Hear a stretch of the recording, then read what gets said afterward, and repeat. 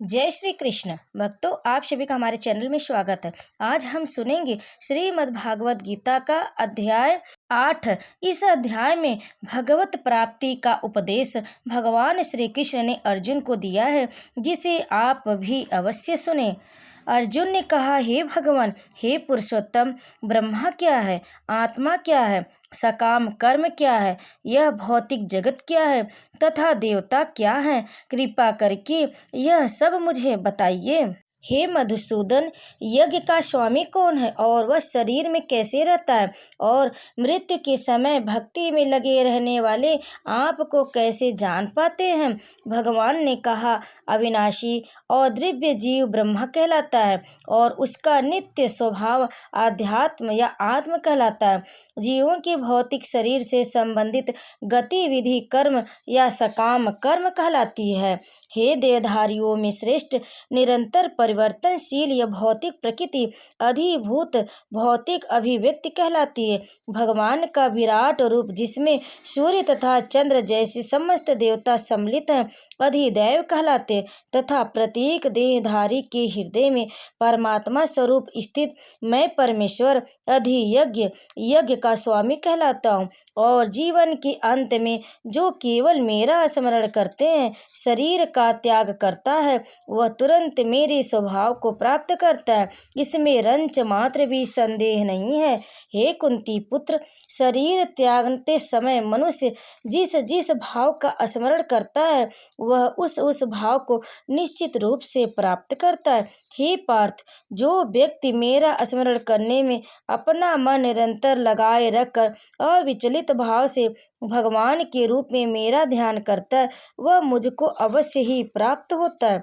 मनुष्य को चाहिए कि परम पुरुष का ध्यान सर्वज्ञ, पुरातन, नियंता, लघुतम से भी लघुतर, प्रतीक का पालन करता, समस्त भौतिक बुद्धि से परे, अचिंत्य तथा नित्य पुरुष के रूप में करे। वे सूर्य की भांति तेजवान है और इस भौतिक प्रकृति से परे दिव्य रूप है। मृत्यु के समय जो व्यक्ति अपने प्राण को भवों के मध्य स्थिर कर लेता है और योग शक्ति के द्वारा अविचलित मन से पूर्ण भक्ति के साथ परमेश्वर के स्मरण में अपने को लगाता है, वह निश्चित रूप से भगवान को प्राप्त होता है। भगवान श्री कृष्ण कहते हैं, जो वेदों की ज्ञाता हैं, जो ओमकार का उच्चारण करते और जो संन्यास आश्रम के बड़े बड़े मुनि हैं, वे ब्रह्मा में प्रवेश करते। ऐसी सिद्धि की इच्छा करने वाले ब्रह्मचर्य व्रत का अभ्यास करते। अतः मैं तुम्हें वह विधि बताऊंगा जिससे कोई भी व्यक्ति मुक्ति लाभ कर सकता है। समस्त इंद्रियां क्रियाओं से विरक्त को योग की स्थिति में योगाधारणा कहा जाता है। इंद्रियों के समस्त द्वारों को बंद करके तथा मन को हृदय में और प्राण वायु को सिर पर केंद्रित करके मनुष्य अपने को योग में स्थापित करता है। हे अर्जुन, जो अनन्य भाव से निरंतर मेरा स्मरण करता है, उसके लिए मैं सुलभ हूँ, क्योंकि वह मेरी भक्ति में प्रवृत्त रहता है। मुझे प्राप्त करके महापुरुष जो भक्ति योगी है, कभी भी दुखों के पूर्ण इस अनित्य जगत में नहीं लौटते, क्योंकि उन्हें परम सिद्धि प्राप्त हो चुकी होती है। इस जगत में सर्वोच्च लोक से लेकर निम्नतम सारे लोग दुखों के घर हैं, जहाँ जन्म तथा मरण का चक्कर लगा रहता है। किंतु हे कुंती पुत्र, जो मेरे धाम को प्राप्त कर लेता है, वह फिर कभी जन्म नहीं लेता। मानवीय गणना के अनुसार 1000 युग मिलकर ब्रह्मा का एक दिन बनता है, और इतनी ही बड़ी ब्रह्मा की रात्रि भी होती है। ब्रह्मा के दिन के शुभारंभ में सारे जीव अव्यक्त अवस्था में व्यक्त होते, और फिर जब रात्रि आती है तो वे पुनः अव्यक्त में विलीन हो जाते।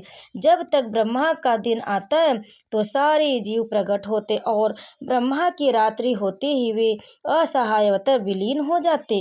भगवान श्री कृष्ण कहते हैं, इसके अतिरिक्त एक अन्य व्यक्त प्रकृति जो शाश्वत है और इस व्यक्ति तथा अव्यक्ति पदार्थ से परे है, यह पराश्रय श्रेष्ठ और कभी नाश न होने वाली है। जब इस संसार का सब कुछ लय हो जाता है तब भी उसका नाश नहीं होता, जिसे वेदांती अप्रकट तथा अविनाशी बनाते, जो परम गंतव्य है, जिसे प्राप्त कर लेने पर कोई वापस नहीं आता, वही मेरा परम धाम है। भगवान जो सबसे महान है, अनन्य भक्ति द्वारा ही प्राप्त किए जा सकते हैं। यद्यपि वे अपने धाम में विराजमान रहते तो भी वे सर्वव्यापी हैं और उनमें सब कुछ स्थित है।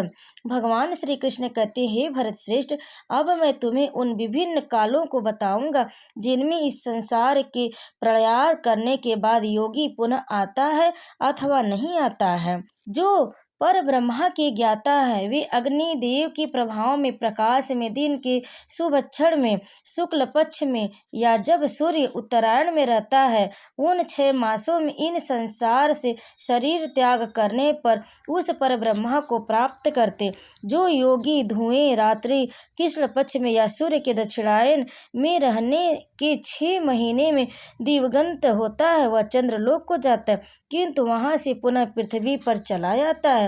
हे अर्जुन, यद्यपि भक्तगण इन दोनों मार्गों को जानते किंतु वे मोहग्रस्त नहीं होते, अतः तुम भक्ति में सदैव स्थिर रहो। जो व्यक्ति भक्ति मार्ग स्वीकार करता है वह वेदाध्ययन, तपस्या, दान, दार्शनिक तथा सकाम कर्म करने से प्राप्त होने वाले फलों से वंचित नहीं होता। वह मात्र भक्ति संपन्न करके इन समस्त फलों की प्राप्ति करता है और अंत में परम नित्य धाम को प्राप्त होता है। ओम नमो भगवते वासुदेवाय। प्रेम से बोले भगवान श्री कृष्ण की जय। भक्तों, इस अध्याय में इतना ही। आगे का आप उपदेश अगले अध्याय में अवश्य सुने। तब तक आप सभी पर भगवान श्री कृष्ण कृपा सदैव बनी रहे। जय श्री कृष्ण। राधे राधे।